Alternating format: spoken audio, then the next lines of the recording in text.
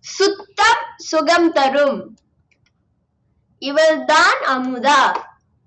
பகலில் அமுதா விளையாடி மகிழ்ந்தாள். இரவில் களைத்து உறங்கினாள்.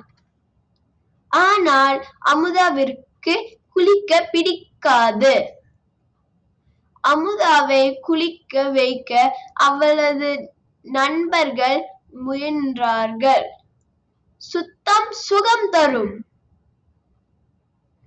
நான் குளிக்க மாட்டேன். கூகுள் நீர் யானைகளை குளிக்க வைப்பது எப்படி? ஒரு யோசனை. நண்பர்கள் ஒரு நீர் தொட்டியில் நீர்க்குமிழிகளை நிறைத்தார்கள். அன்று முதல் அமுதா குளிக்க தொடங்கினாள்.